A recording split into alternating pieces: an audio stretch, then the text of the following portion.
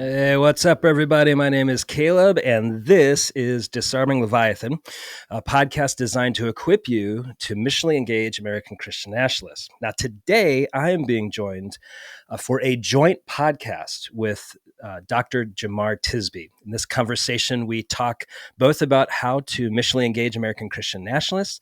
We also talk about the history of nationalism, its intersection with race in America, as well as a bunch of other related and some unrelated topics.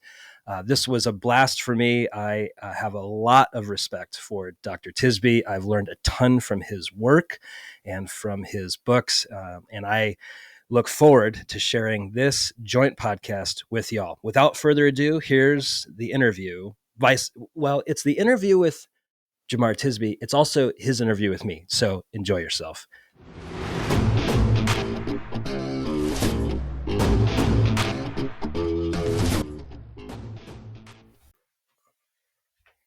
Jemar Tisby. Caleb Campbell, good to see you again. Here we are. Good to be seen by you again.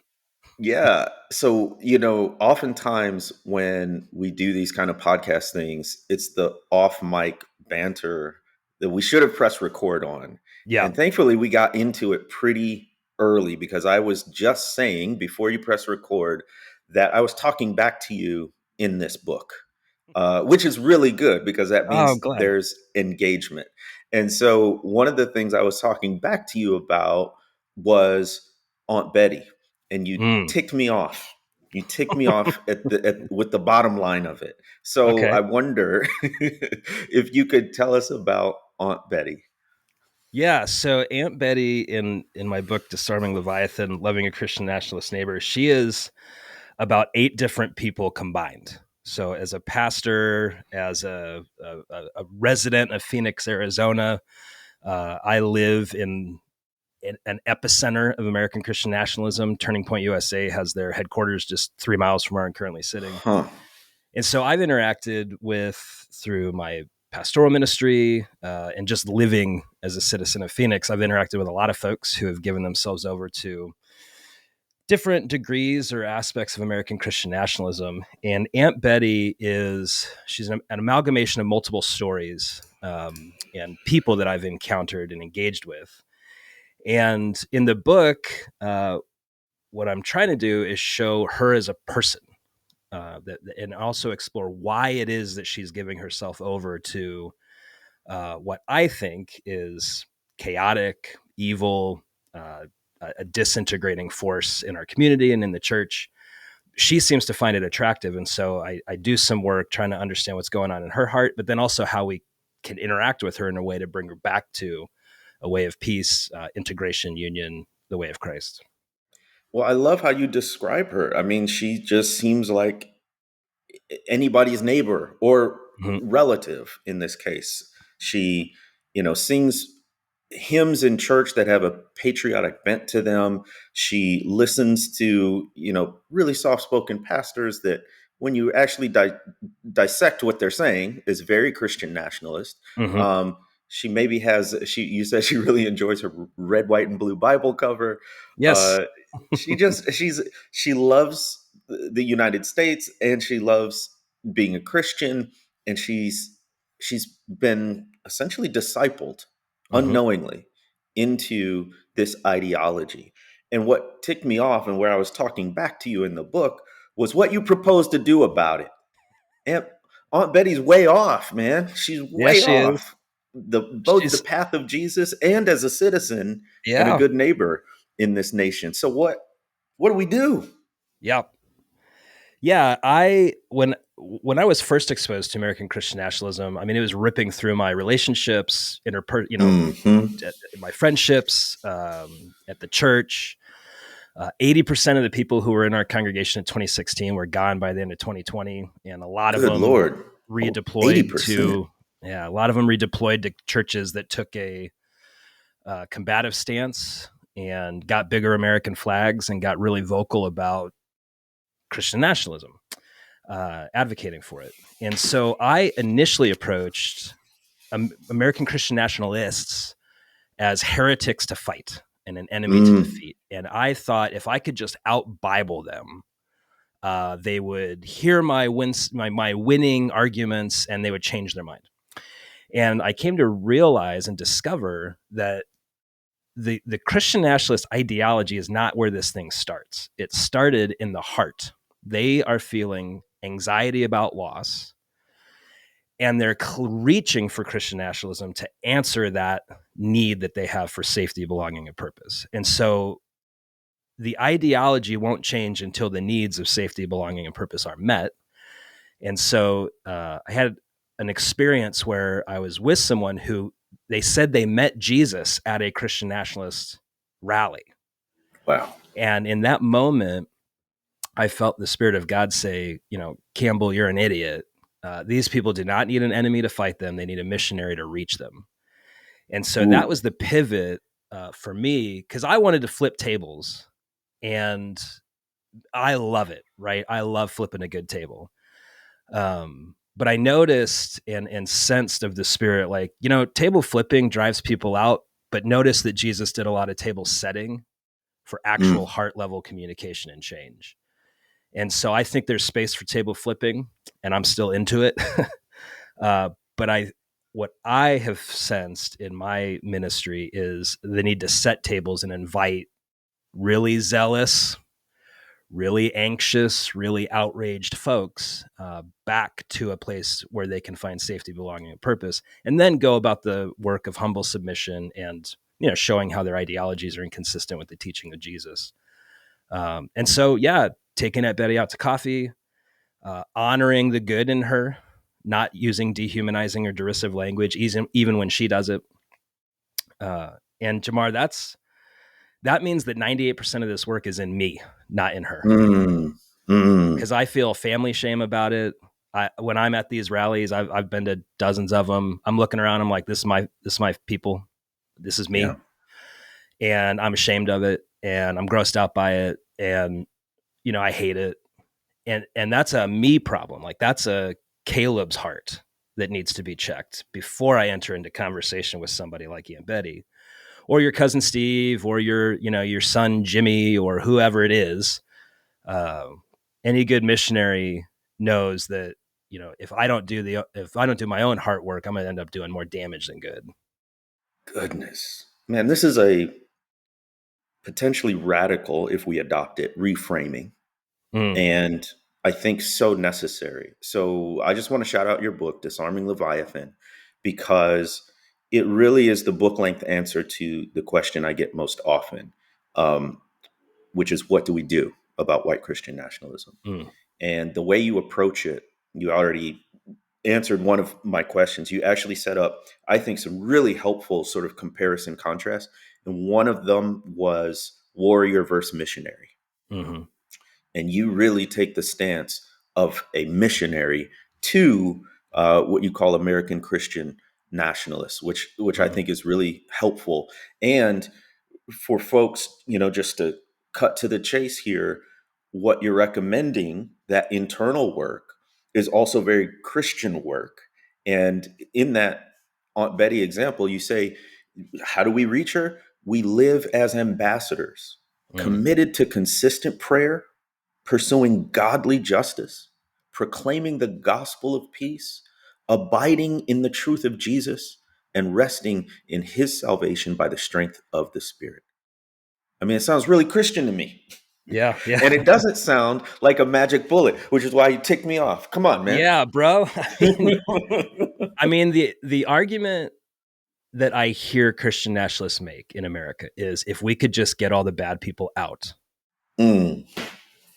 And I hear those who are fighting American Christian nationalism being seduced by the same posture. If we could just get the American Christian nationalists out. Yeah. And what are we doing if not picking up the sword when we enemy the other, even the ideological other that is doing damage? I mean, I think that's the thing, is when we hear the call of Jesus to love our neighbor as ourself, that's not an endorsement of the evil stuff they're propagating. I mean, I think American Christian nationalism is extremely dangerous. It's very, I think it's evil. It's disintegrating families, churches, communities. But the evil does not exist inside the people. They are Mm, simply wrapped up in it and propagating it because they think it's a good. And hmm. this is the Leviathan part, right? Like the ancients had Yeah. this idea that chaos evil, the disintegrating force of chaos evil that wants to disorder what God wants to order, that every human heart is susceptible to that.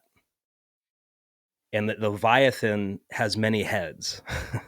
So sometimes it presents as American Christian nationalism. Sometimes it presents as at my derision towards American Christian nationalists.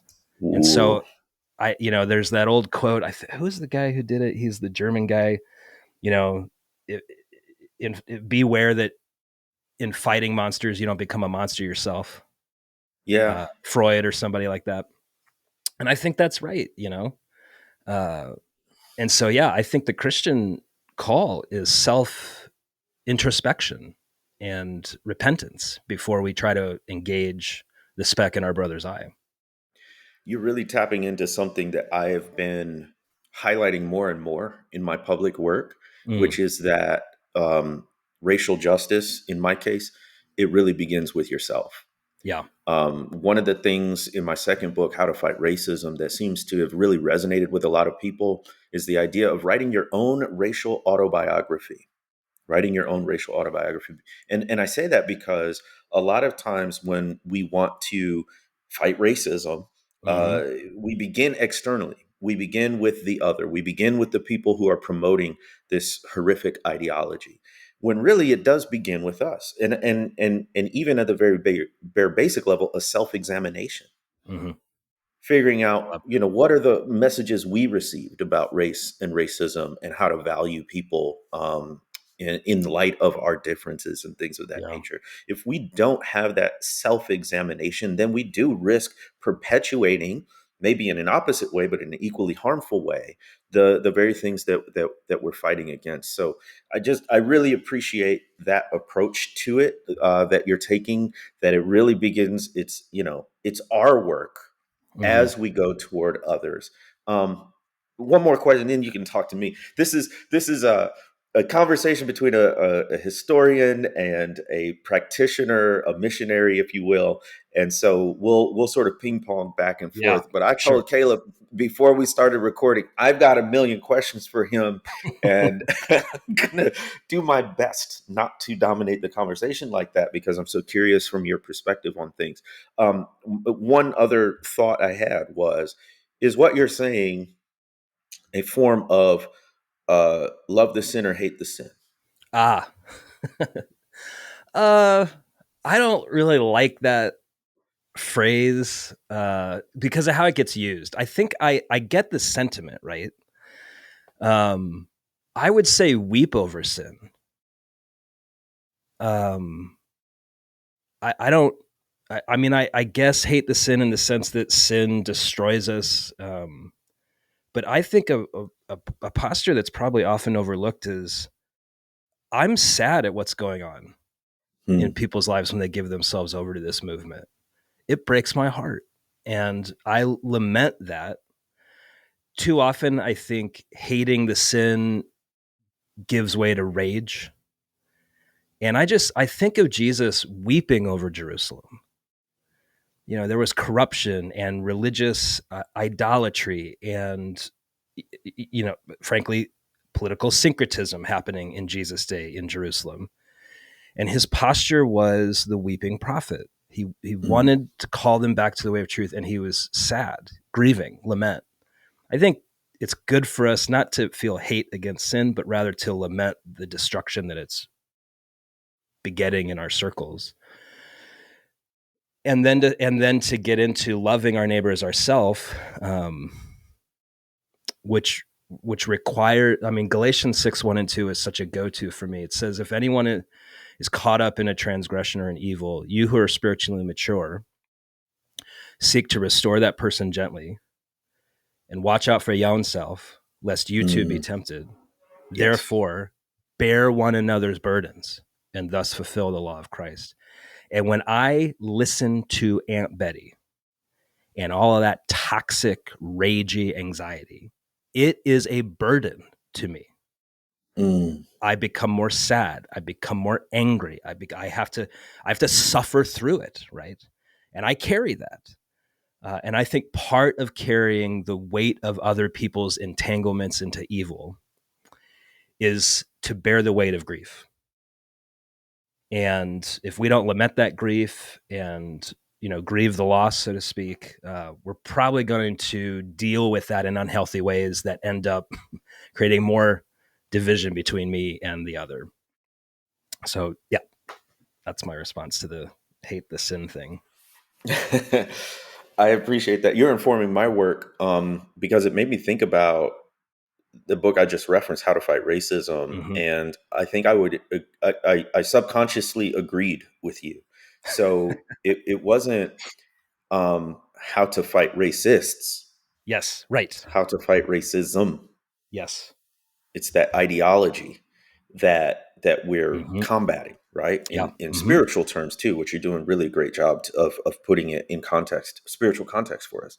And it is that idea that the person themselves, made in the image of God, is not your enemy. Right. Or if they are, you love them, right? Yep. It is what they are believing, it's what they're caught up in. And you use this word often in the book. They're discipled into this. Mm-hmm. Mm-hmm. And I really think that's powerful because, it's seldom a let me read a whole bunch of books, take a bunch of notes, sit Right. in a plush chair and reason my way Yes. into this belief system. Mm-hmm. Um, you usually get sort of swept up into it because of a feeling of belonging, identity, Yes. like you say. Yes. And then you get taught this, or like that young lady you were saying, she actually came to Christ in the context of like a American Christian nationalist rally or service or something. Mm-hmm. What do you do with that? So yeah, the discipleship aspect is huge. Yeah. Well, thank you for the very kind words about the book. Jemar, your work has been very influential to me. I remember when I got my hands on Color of Compromise, and you talk about talking back to a book. Uh, I wasn't talking back to it. There was many times where I was like, dang, this person that I read in seminary did that. Yeah. I mean, the amount of highlighter I used just with like the exclamation points and like, holy cow, can you believe this? Uh, and I know that you've done such great work as a historian, thinking about how racism has not only in explicit and subtle ways shaped American Christianity or American evangelicalism. Uh, I think even now looking back on it, tethered directly to that is what we're calling American Christian nationalism, or I know that Hmm. you've often referred to the phenomenon of white Christian nationalism because of the racial Exactly. component in that. What So I use American Christian nationalism, you use white Christian nationalism. What Help me understand what white Christian nationalism is, and then how it's been in the history of the church. To put it another way, how is this happened to Aunt Betty? Give us the Right. history of it. That's so good. So I tend to say white Christian nationalism because even for folks who talk about the threat and the risk of Christian nationalism, they elide the racial component and they leave off the white part. And the reason why I think that's important is because along with Christian nationalism and critical to it, indispensable to it, is the notion that there is an ideal American. There is a Mm-hmm. quote unquote true American. And what do you think that person looks like? And where do you think that person comes from? It's not the, Haitian immigrant to the United States. Mm-hmm. It's not the person who speaks Spanish as their first language who lives here. It is a European descended, white presenting person, preferably male, if we want to get down to it. Mm-hmm. And the example I always use is in World War II, when Marvel Comics wanted to come up with the quintessential American to fight against the Nazis. Who did they come up with? Captain America. And what does Captain America look like? He's a robust, strong, white male who's also in the military and is not afraid to punch and use the power of the sword, so to speak, to smite the nation's enemies. And when we boil it down, That's a lot of what people think of subtly when they think of an American, a true American. And this is globally, right? We've exported Mm-hmm. this. What is an American? It's a white person. So I think it's critical to it. And the second part of that question that you asked, how does Aunt Betty get discipled into this, historically speaking? There are books and books and books written about this. Um, and it all depends on how far back you want to go. You could go Mm-hmm. back to Constantine and adopting Christianity in as basically the national religion and fighting wars. You can go back to the doctrine of discovery, with which Sung Chan Ra and Mark Charles really did a great job of exposing that truth to Christians in their book. And but I study U.S. history, second half, so 1877 on up to basically the 1980s, if you will, and in that time frame, there are a few things that happen. One is the Civil War and the Lost Cause. So the Lost Cause is a myth that pro-Confederates came up with to explain the South's defeat in the Civil War and to romanticize a pre-Civil War South. Mm-hmm. In doing that, they come up with a mythology. Saints like Robert E. Lee, Jeff Davis, Stonewall Jackson, um, a an ideal citizen. What the ideal of the Southern genteel gentleman and the Southern lady, right? Mm-hmm. They come up with enemies. Most often, black men after white women, kind of a thing, right? Mm-hmm. So that's part of it. What is a true patriot, right? Strong, preferably Southern, or at least, just very virile, masculine person willing to fight, but also a person of faith, defending women, all that stuff, but takes on this toxic, air to it. Mm-hmm. Then moving on up, it really becomes potent in the post World War II anti communist Cold War era, because you're contrasting the United States and democracy and free markets and capitalism with communism and Mm-hmm. collectivism and atheism. And you literally have folks like Billy Graham saying, well, this is the side of God and America and democracy versus communism and the devil, literally personifying it as the devil. So now it takes on these cosmic dimensions. It's Mm-hmm. also in that era, the 1950s, when these tropes about America being founded as a Christian nation, they really come to the fore. So that's when we get "In God We Trust" as the Mm-hmm. national motto. That's when we get the national prayer breakfast being held as an annual tradition. That's when we get "Under God" added to the Pledge of Allegiance. Does not go back to 1776, as a lot of people assume. That's the 1950s in the Cold War era. Then you institutionalize that through media and multimedia and presidents and pastors who have tapes and CDs and now YouTube videos going out to millions of people. And that's how Aunt Betty gets discipled into something like Mm-hmm. white or American Christian nationalism. So we've got this cultural movement that many people today have inherited subconsciously. It's not, oh, I'm aware of this happening. So the conflation of God and country, the Hmm. syncretism between the American civil religion and aspects of evangelicalism feels very normal to many people. Many people in the congregation that I served for many years had no issue with the fact that there was an American flag on the stage of our worship center. And this is normal, and then they Hmm. would say things like, well, of course we do. We're in America. And doing things like 4th of July Sunday, singing "My Country 'Tis of Thee" out of the hymn book or something like that. For so many, they're in the water of a Hmm. Christian nationalist synced up with their evangelicalism. And so when someone like Donald Trump steps in, he can see, and movement leaders like him can see, oh, if I just say these magic words, Yeah. I can do what I want. And the magic words are Bible sounding words conflated with patriotic lingo, This is God's country. God has a special plan for America. And millions of people who've been discipled, their ears don't hear anything wrong with that because they've been hearing Right. it for decades in their discipleship program process. The one thing maybe that's different is there are many American Christian nationalist leaders who are exhibiting blatantly unchristian behavior. Mm. Has it always been that way? Like in the 1950s, were these people behaving this way, or was there an air of piety about them? So I think this is something I'd also love your perspective on is like why now kind of a thing. One could argue Aunt Betty's been discipled into this for the past 40 plus years with the Reagan era.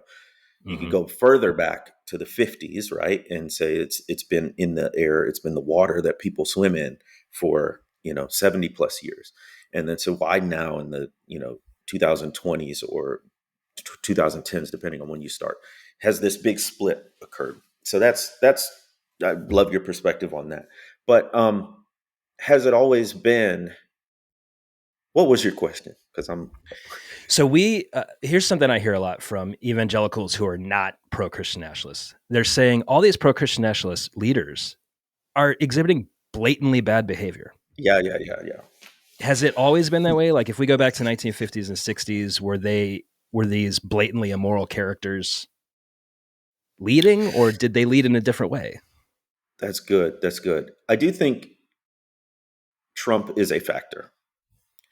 The way he uniquely was able to lean in to bad behavior Mm. and not only not be affected by it, but increase his support. You remember when the tapes came out about grab Yeah. him by the what, right?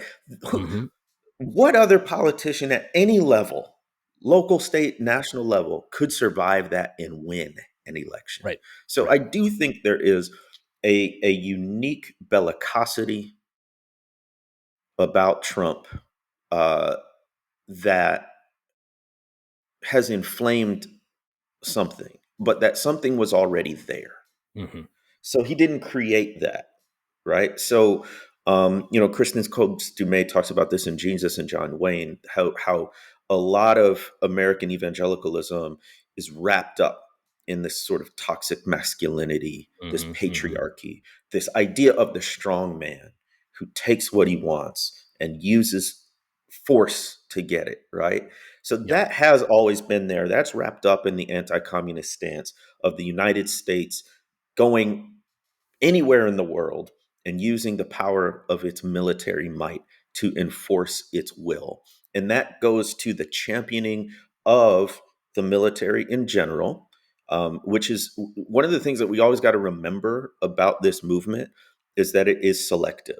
So it will call itself conservative and say it wants small Mm-hmm. government and Right. decrease in unless it comes to something like the military. Then Mm-hmm. throw all the money at it. Throw Take all the big funds. spending. Yes. Yeah. So it's always selective like that. The other thing it leads to is this back the blue stance. Mm-hmm. Again, the use of force to um, create or enforce law and order, so to speak, which Mm-hmm. always just so happens the all the law and the order is enforced on people of color and poor people. Mm-hmm. So I think that impulse has always been there. This idea of what makes a true man, which could include womanizing and violence, has always been there. But then you get it embodied in a symbolic figure like Trump, who didn't create it, but he sort of is a lightning rod and catalyzes it and frees people up to say the quiet part out loud. That's what I think. Mm-hmm. Mm-hmm. Mm-hmm. Yeah, the say the quiet part out loud. My sense is if we time traveled and observed Christian nationalist leaders in the 60s and 70s, they gave the air of piety and Mhm. propriety and genteel, non-combative, honor the Lord, that kind of stuff. But at the kitchen table, it was a different ballgame. Just railed. Yes. Yeah. And you can see that in some of, I mean, even your book does some of that work of like, well, yeah, here's what like the public persona was, but here's what was going on behind closed doors. And I think what the Trump phenomenon did is it just opened the doors.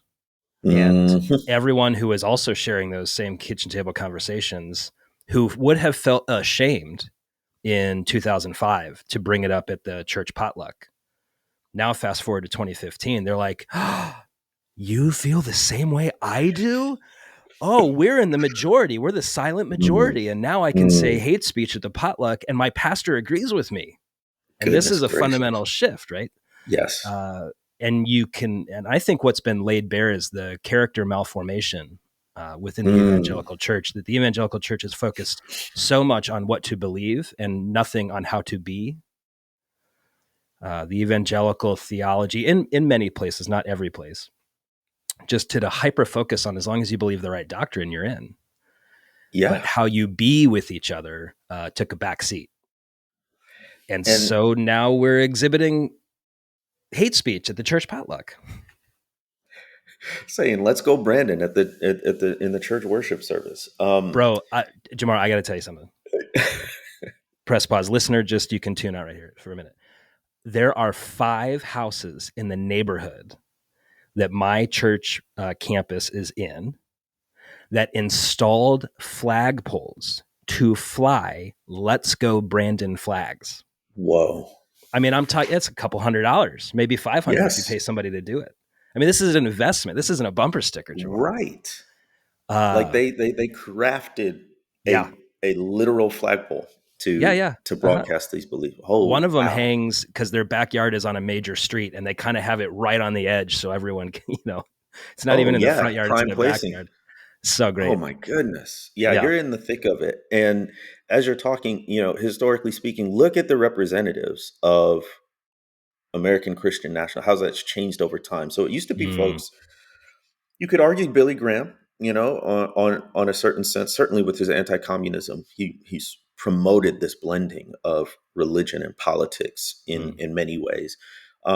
Even Jerry Falwell with his virulent, segregationist beliefs earlier in his career, his founding of the moral majority, and this full-throated championing of conservative Christianity and conservative politics. He's a family man, he's not going to drink, all those he's a pastor.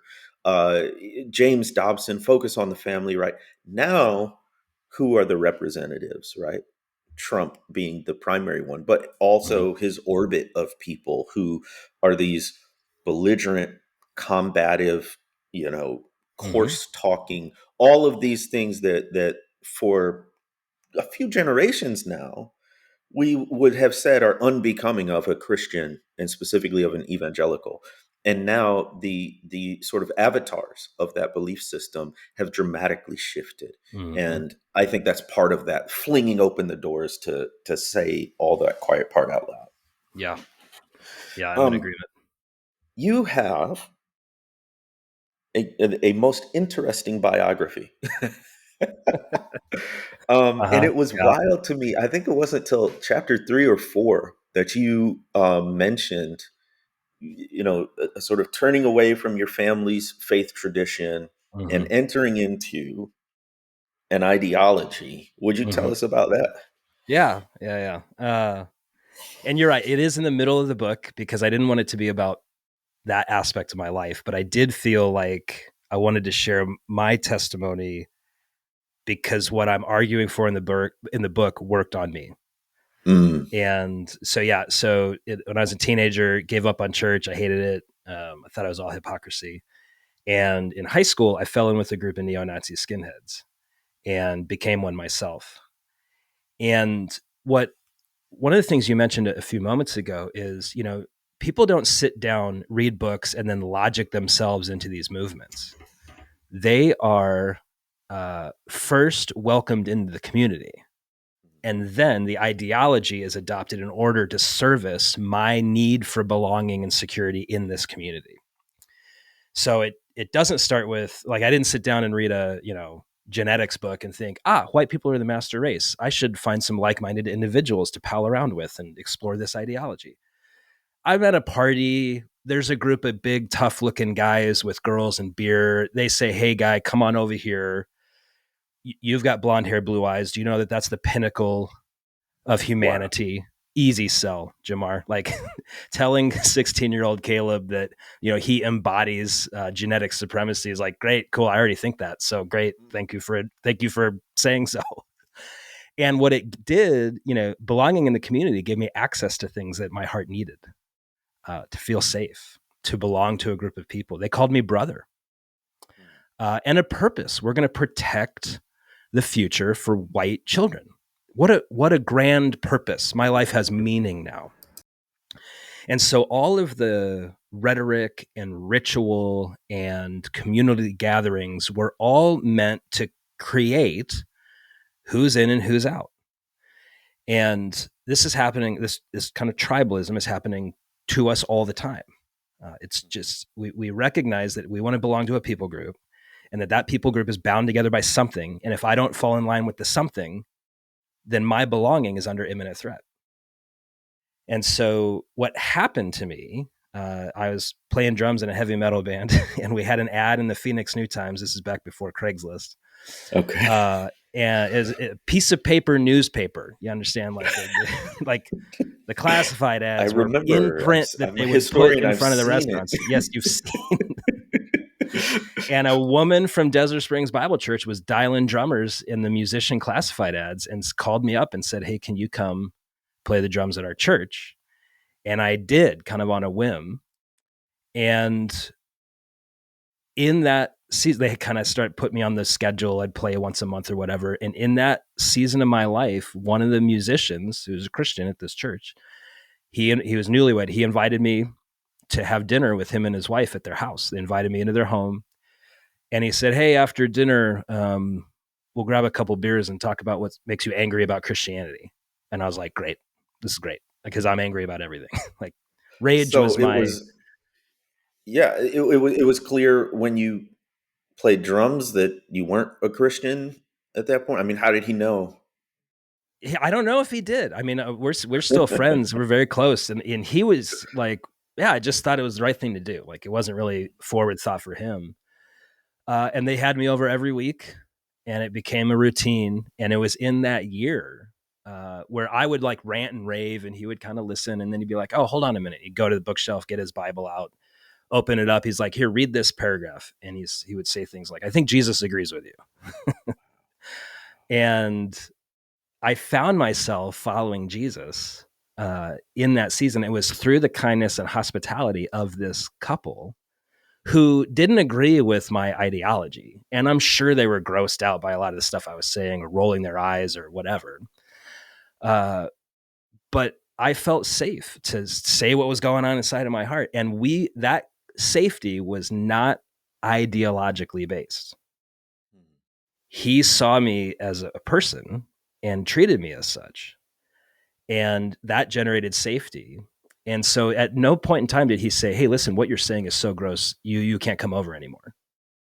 Um, I'm sure there would have been things if I would have been violent or, a threat, but I was just kind of raging in general.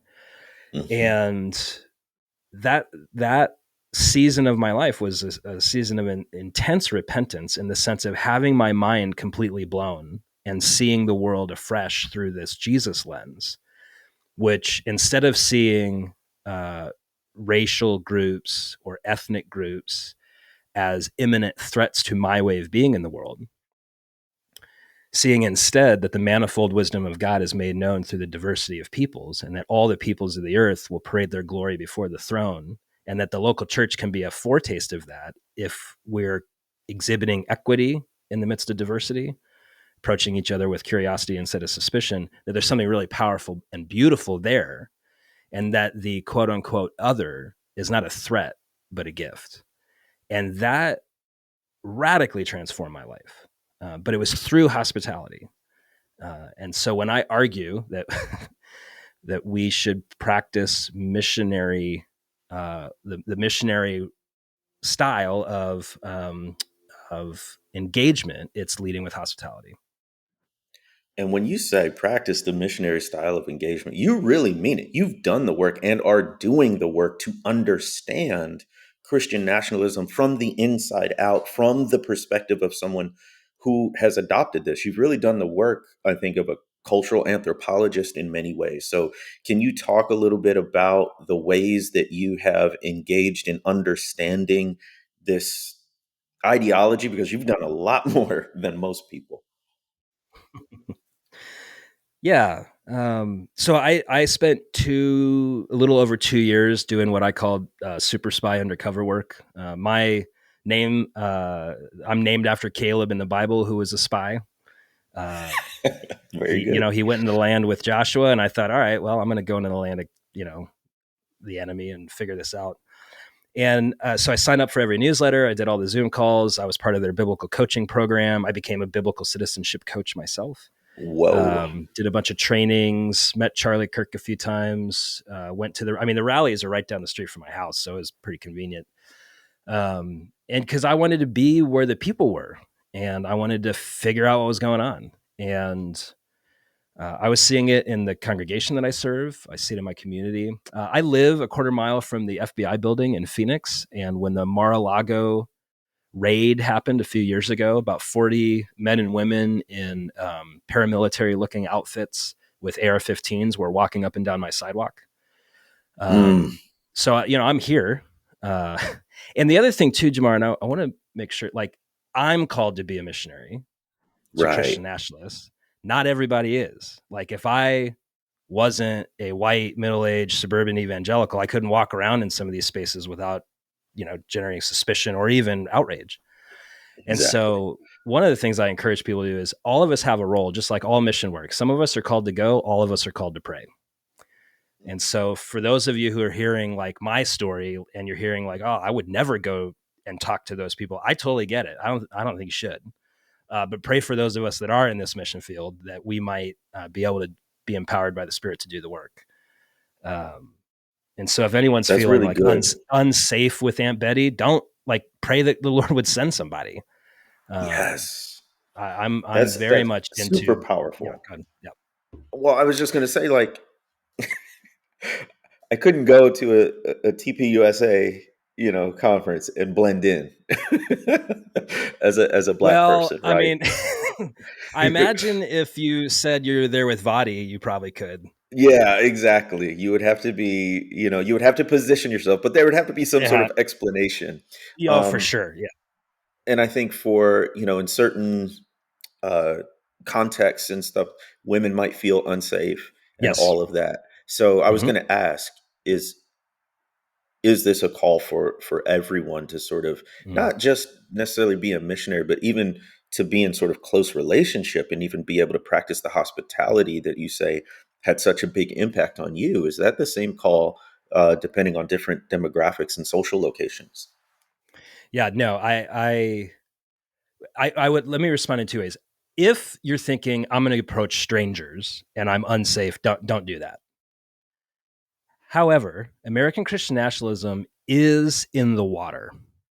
I mean, I see it in Black and brown families too. I mean, about a third of the folks at the TPUSA audience is Latino. Hmm. There's a healthy showing of Latino evangelical pastors at the pastor gatherings. Um, and so I'm not arguing that you should go to rallies or crowds or FBI buildings. I would wonder, though, is there someone in your circle of friends, in your congregation, in your neighborhood, that these tools and this posture might give you some answers on how to approach that one person or those three people, right? So not all of us are called to go deep dive into a 3,000 person auditorium, Hmm. but it may be that it's in your, next time you have a family reunion, you might hear some of this stuff come up. Fourth of July is coming up, and many of us will be at barbecues, and you might hear a little something. And I think that the approaching that as a missionary would be a gift. I want to dive more into the practical of Yeah. that, the real day to day. But first, I just want to mention you talked about these militia folks walking up and down your sidewalk, Hmm. Turning Point USA, all that stuff. There's a reason why. There's a historical reason why Phoenix is an epicenter for all of this. So For folks who don't know, and you're probably familiar, but for folks who don't know, Arizona is part of the Sun Belt, and we talk a lot about the Great Migration and Black folks leaving the South as really what many historians call internal refugees from racial terrorism, and we went all over the country, but mostly places in the Midwest and East Coast. White folks had a great migration as well throughout the 20th century, particularly the second half of the 20th century. And many went out west from the South, and they carried their ideologies with them and their version of Christianity with them, which was heavily influenced by lost cause mythology, Jim Crow segregation, ideas of what a true American is. And so not only the people, but their beliefs migrated with them, and they settled in places like Phoenix, which has now become really a de facto capital of a lot of this stuff. Hmm. A lot of people moving and leaving places in California and other states to come down to places like Phoenix or Arizona in general, places in Texas, right, where they feel their beliefs are protected and promoted at the state level. And, that's how you get, even in places like California, which is characterized as, very far left and liberal, places like Orange County, and folks like Ronald Reagan, the governor of California, becoming president, and then Barry Goldwater was Arizona, right? So there is a historical reason why these places in the Southwest have become such a hub for this Christian nationalist ideology. So I Hmm. just wanted to throw that in there from a Yes. historical perspective. Yeah. Did you have anything And to add along those lines before I ask you some more practical stuff? well, next time you're in Phoenix, I want to go with you to visit the Barry Goldwater statue that's 10 miles south of where I'm currently sitting. It's Goodness a gracious. Yeah. lovely park. Yeah, Barry. Yeah, there's also in Phoenix this very libertarian bent of keep the government off our Mm, back, mm, Wild West, Homestead, that kind of thing. And so that gets conflated with Christian nationalism because a lot of the rhetoric is big bad government. yeah. And that also plays into it here, which may be different than in some other places. But yeah, you're right on. Yes. I mean, that's many of my family and my peers. That's our story. Is our family 2 generations ago migrated to Phoenix. So, Mm, mm, and the other thing too, as you were talking, I just had this memory. I remember being given a book as a kid about the faith of Robert E. Lee and how he was a mm, paragon of faith. mm-hmm. And I'm in Phoenix. Like we didn't do that stuff. We were a territory then. Like this isn't part of like Arizona history, and yet it was part of the story that I was raised on. And so it got migrated here, That's a which I think great is illustration of something that I think a lot of white people need to contend with, because there was a trade off when Europeans sailed the Atlantic and came to North America, which is that they traded a European ethnic national identity as French or British mhm. or whatever to become white. Yes, And they yes, left a lot of that history behind, a lot yes, of that identity behind. So yes, we can't just take away an identity. Nature abhors a vacuum. You got to fill it with something else. And so what it got filled with in the United States was this idea of whiteness. And I love in your book, you talk about American Christian nationalism as almost an ethnicity.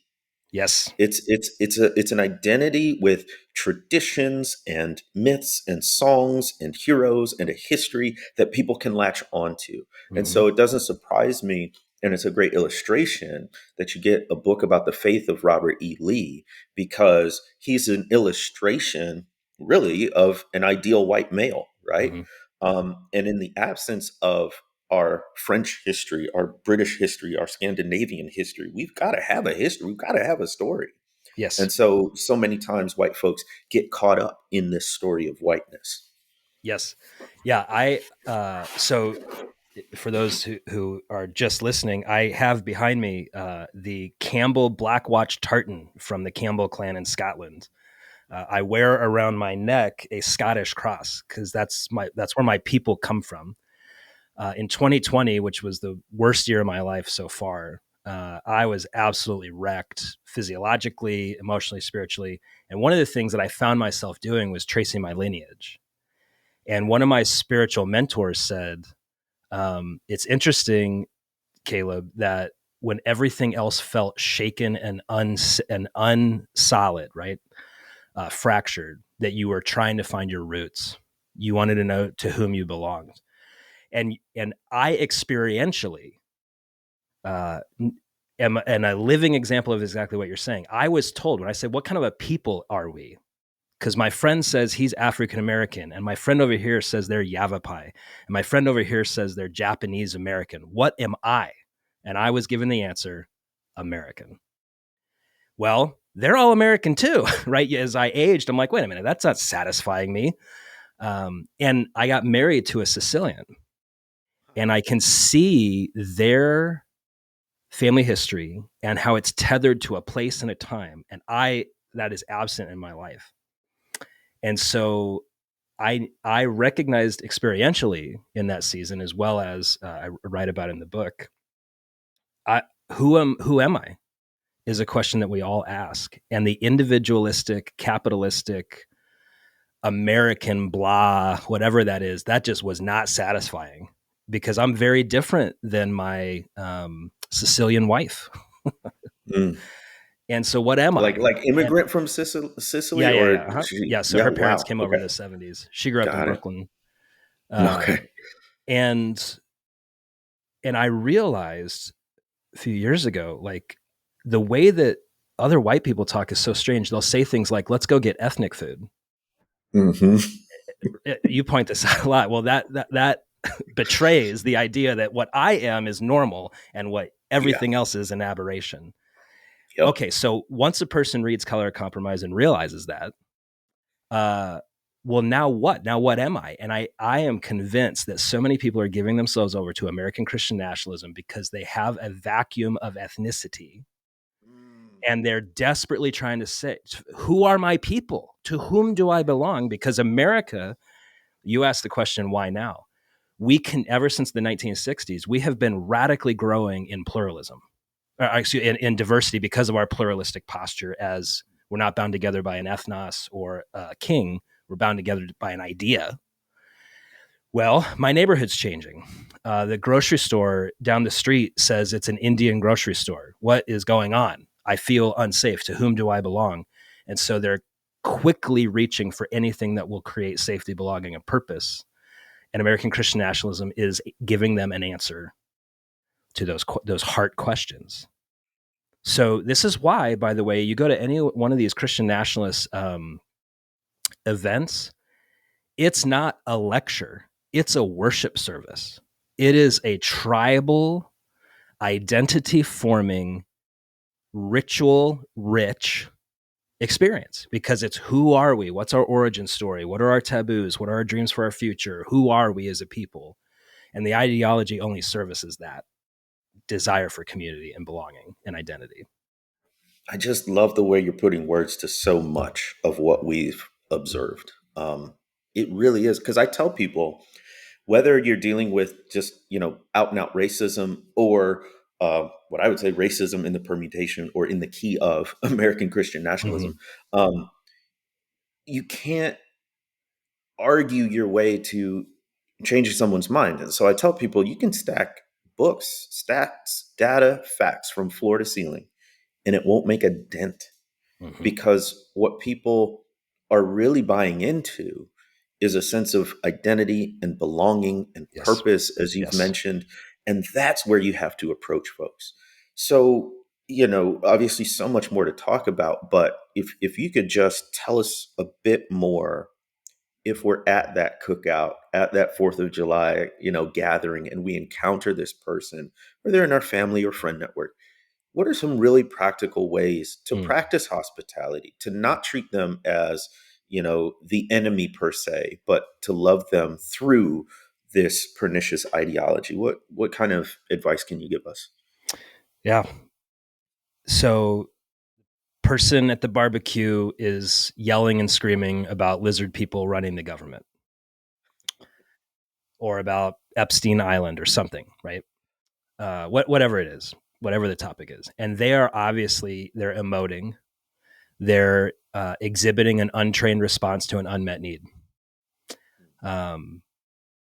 One thing I would invite you to do is hear the words and let them exist and carry that burden, as abhorrent or as off base as they might be. Approach the person as you would if you were a missionary to the Taliban.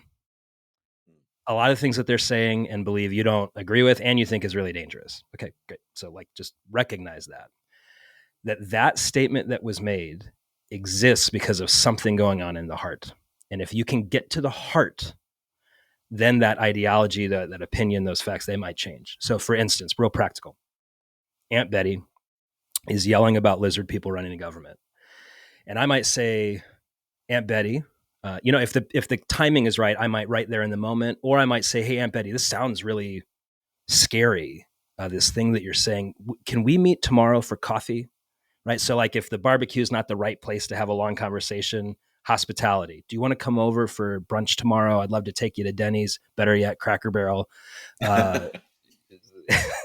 Culturally Right. appropriate. Yeah. Yeah. Take her to the place she likes to go, right. As a good missionary. And then have a conversation. Hey, Aunt Betty, you said that thing about immigrants or lizard people or Epstein or whatever, When I hear words like that, I feel fear welling up in my heart. That sounds really scary. What are you feeling? Oh, I'm so scared. Oh, yeah. What's going on in your heart? Tell me a story about that feeling. Oh, when I look at my precious niece and nephew and these lizard people and the immigrants I just want them to grow up like how I grew up, safe, American values. No one had to worry about rape in the bathroom when I was a kid. TV timeout. Notice that factually is not true. But in her remembered experience, it is a story that she's living. And so I don't want to fact check her. I just want to keep hearing. Okay. Yep. What Aunt Betty is exhibiting is, number one, anxiety about loss, that the culture is changing and she doesn't know what to do about it. And she feels anxiety about the safety of her children.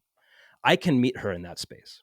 Aunt Betty, I also feel fear for little Jimmy and Susie's future. I also want them to be safe. And I think our government should do everything it can to keep our kids safe and, economically prosperous, so that we're not, on the breadline like you saw in those videos of communist Russia so many years ago. I don't want that. I'm with you. Now, I haven't agreed with the statement that she's made or the facts that she's expressing. What I have agreed and connected is heart to heart at the feeling level. If we're able to share heart to heart, then we can go back up the ladder to the facts and opinions. So think about like a pyramid of communication. Facts and opinions don't really tell me that much about anybody, and we're not having really deep conversation.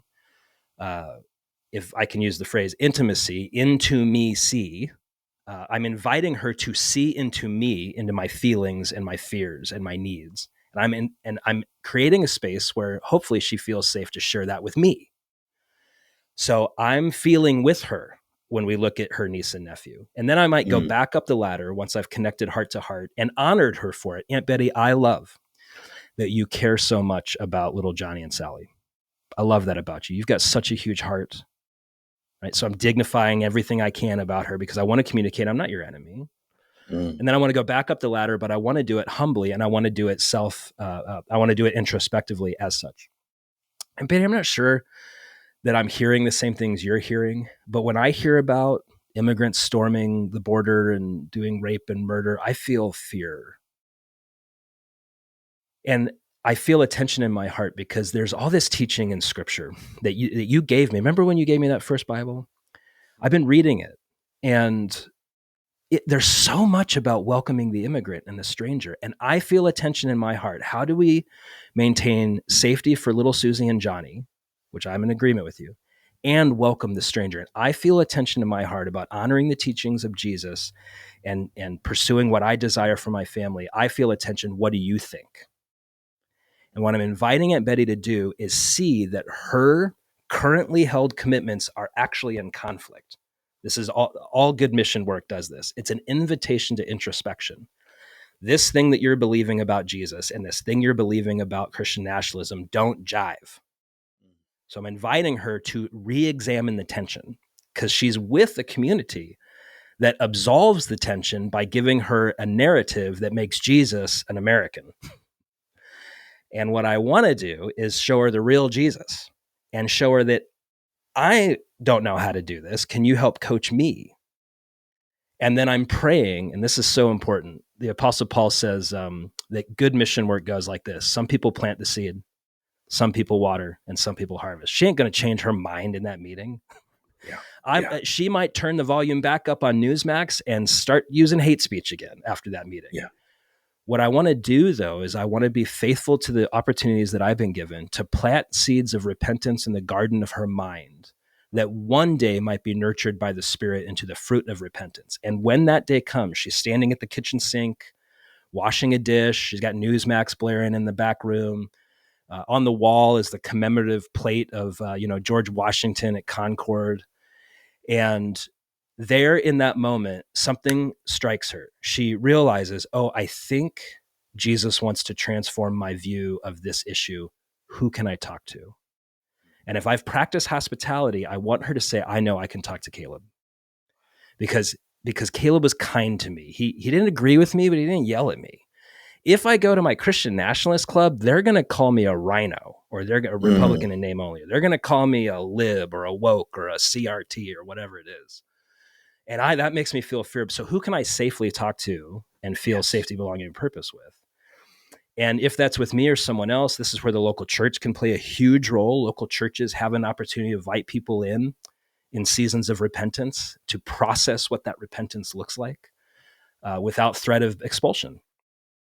And so recognizing that the barbecue is step one in a very long process of repentance that ultimately the Spirit's in control of, not me. So my invitation to you is simply be faithful with the opportunities that you've been given, and then read Galatians 6, 1 and 2 every hour for the rest of your life. Pastor Caleb, I've been looking into white Christian nationalism, both academically and personally, since at least 2016 and Trump's election. And nearly a decade into this, I can say what has often been missing is a pastoral missionary voice like yours. I am rarely this excited for a book to get out into the world because I just know it's going to answer the heart longing of a lot of Christians for their Christian nationalist neighbor, to be equipped to love them well. No one I've spoken to wants to just bash them. They're Right. angry. They're really mad at what these ideas are promoting.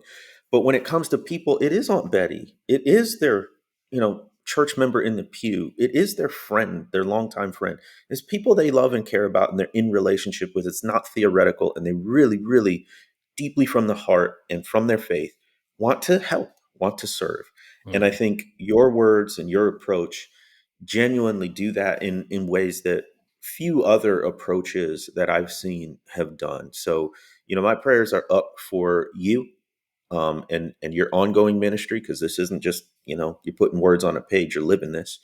And my prayers are up for this book to reach as many as possible who are asking these questions and could be called indeed to be missionaries to their Christian nationalist neighbor. Yeah. Well, Jemar, that is a big encouragement to me. And for any of the Disarming Leviathan listeners, I can't recommend enough the book Color of Compromise and the subsequent book How to Fight Racism. Jemar, And I you got a new have... book coming out. Oh, do tell. What's the new book I'll called? do a quick plug. It's called The Spirit of Justice: Stories of Faith, Race, and Oh, Resistance. And yes, yes, again, yes. talking back to your book, it occurred to me that if we're looking for alternatives to white Christian nationalism, one of the best places to start is the Black Christian tradition. Yep, yep, yep, yep, yep. So you talked about, sort of swimming in this water, right? Mm-hmm. Well, guess what? There are other fish in other ponds Yes. that are swimming in different water that we Yes. haven't dipped our toe in. And so the spirit of justice comes along as another historical survey, like the color of compromise, but sort of the flip side. Instead of people who compromise with racism, these are people who courageously confronted it because of their faith. And I think we can sort of juxtapose that with Yeah. white Christian nationalism and say, well, how did people who were oppressed or on the margins somehow think about faith and politics Yes. differently? And Yes. how can we follow a different example? So Yeah. that's coming out September 3rd, and it's available for pre-order wherever books are sold. Yeah. So if you're a mega church pastor, pre-order 10,000 copies so we can all hit it at the same time, please. That part. And Jemar, and I want to highlight this. So one of the questions that I bump into a lot is, okay, if not Christian nationalism, then what? And I find myself often pointing to the American Civil Rights Movement in particular Hmm. as a Hmm. religiously influenced means of civic engagement to fight injustice. But by 100%. refusing, it was so effective because it refused to pick up the sword. Hmm. And the means were Christian as well as the ends. And we have Perfect. it Yeah. in our own history here in America. This is an American Christian history. And I am excited about your book coming out. And I commend you as well. I know, Jemar, you have paid a big price to do the work that you felt called to. And it's an encouragement to me, looking down the barrel of the price to be paid for a work like I've written, the spicy meatball, Hmm. as we like to say in my house. And brother, I commend you. I know you've taken it on the teeth from so many of our peers and from folks at large, but your work has helped our local church reckon with the complicity of many of our forebears with this systemic evil and injustice. And it's given us tools. And even at the end of your book, Color of Compromise, you kind of give some helpful tools. Our elders have wrestled with that. Our congregation has wrestled with that. Yeah. And so I just want to encourage you that, we're not the only ones. And so thank you for your work. And for our listeners, I just invite you to purchase all of these books in bulk. Give them to your Aunt Betty at the 4th of July barbecue. She'll love you for it. But Jemar, it's been great. It's been great being with you, brother. Yeah, likewise. This is the first time I've done a podcast like this in a joint format, and you were the perfect person to do it with. I really enjoyed Well, thank you very much. it. And that's it. I don't know how to end a joint podcast, so we're done. Goodbye. Goodbye, dear listener.